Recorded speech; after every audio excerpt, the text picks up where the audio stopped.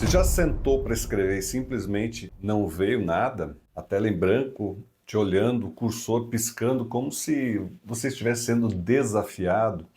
Pois é, isso acontece com todo mundo. Mas existe uma diferença entre quem trava e quem escreve todos os dias, que é o escritor observador. E hoje eu vou te mostrar como nunca mais ficar sem ideias, mesmo nos dias que parece que a inspiração some da sua cabeça. Já aproveita também para seguir o nosso canal Café do Escritor, porque toda semana tem conteúdo prático para você escrever melhor, publicar seu livro e alcançar os seus leitores. Então vem comigo.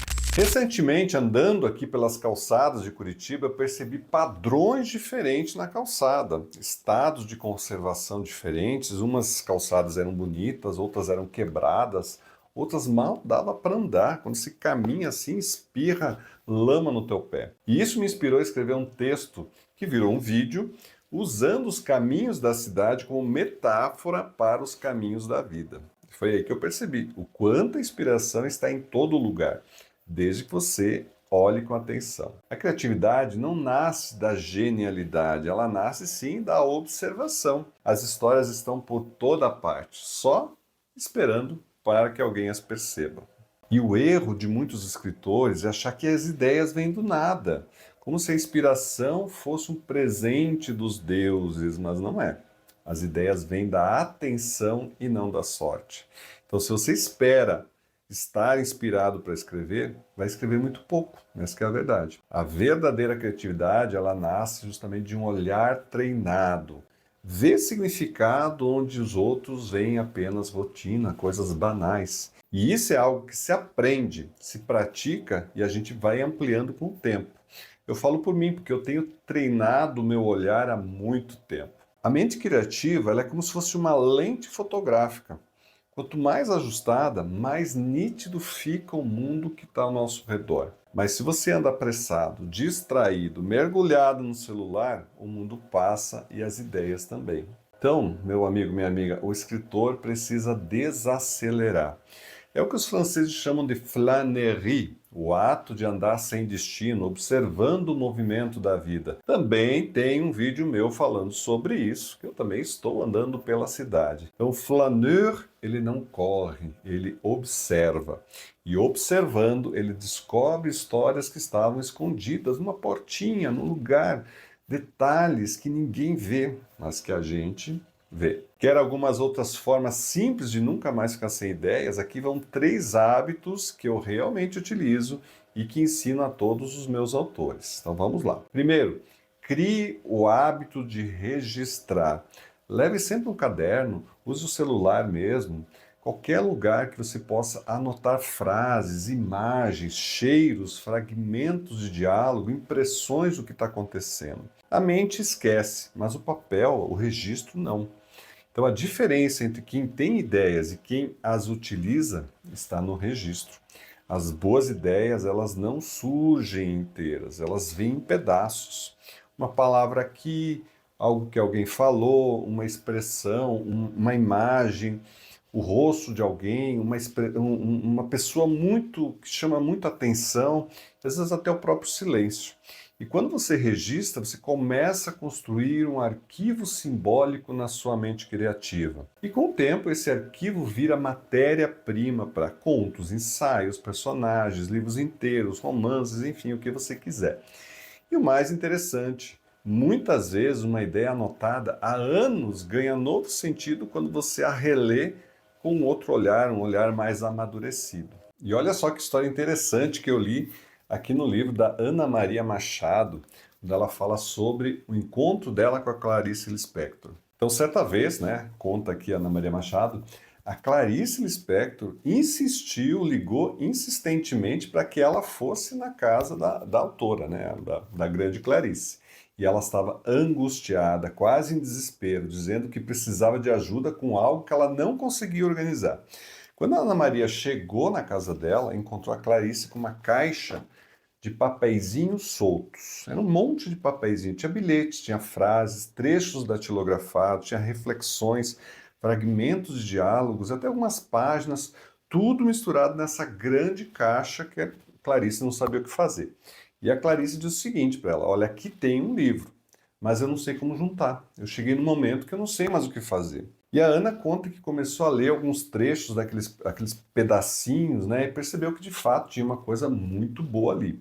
Um enredo, talvez uma voz, uma personagem, né, que tentava nascer e que a Clarice não conseguia organizar. E ali, naquela confusão de fragmentos, naquela urgência de sentido, estava nada mais, nada menos do que o livro A Hora da Estrela, que posteriormente a Clarice conseguiu organizar toda aquela coletânea de histórias, de ideias, e a gente sabe que esse é um livro famoso, um livro que dá sentido, né, para muita coisa e que mostra também a capacidade de uma autora de pegar fragmentos e criar uma história linda. E eu gostei muito dessa história, porque ela mostra justamente que a criação muitas vezes nasce do caos.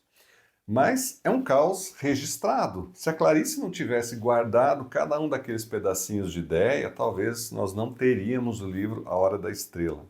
E ela provou, com a sua própria angústia, que a inspiração não é dom, é memória escrita, é registro, é o ato de salvar o invisível antes que ele desapareça. E é por isso que eu digo: escritor que anota o que sente nunca fica sem o que dizer. 2. Saia do automático. A criatividade morre no conforto. Por isso, de tempos em tempos, você precisa mudar o seu caminho, o cenário que você habita, mudar ou treinar o seu olhar. Eu, por exemplo, vou por outros caminhos, vou no mesmo lugar, mas eu vou no outro caminho. Eu entro num café, entro numa portinha, eu sento numa praça, observo as pessoas. Isso não é sobre buscar inspiração fora, é sobre acordar o olhar por dentro.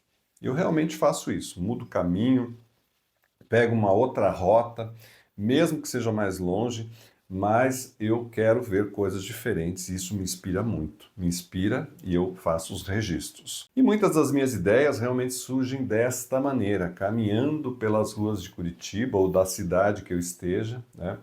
E recentemente, enquanto eu observava as calçadas, umas bem cuidadas, outras quebradas, outras gastas, que pareciam guardar passos de gerações, me veio um pensamento.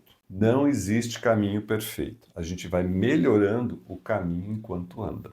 E daquele momento nasceu justamente esse texto sobre vida, sobre imperfeição. E a escrita é isso, uma forma de reaprender a enxergar o mundo.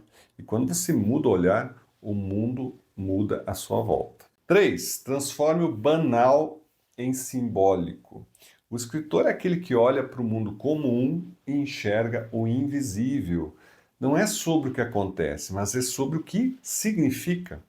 Um copo de café pode ser o quê? Uma solidão, pode ser uma pausa, pode ser uma lembrança, um reencontro. Um ônibus atrasado pode ser o tempo pedindo para você esperar. Eu, quando escrevi O Alívio das Palavras, eu tinha isso muito claro. Eu queria falar com quem sempre quis escrever, mas não tinha a permissão, digamos assim, para isso.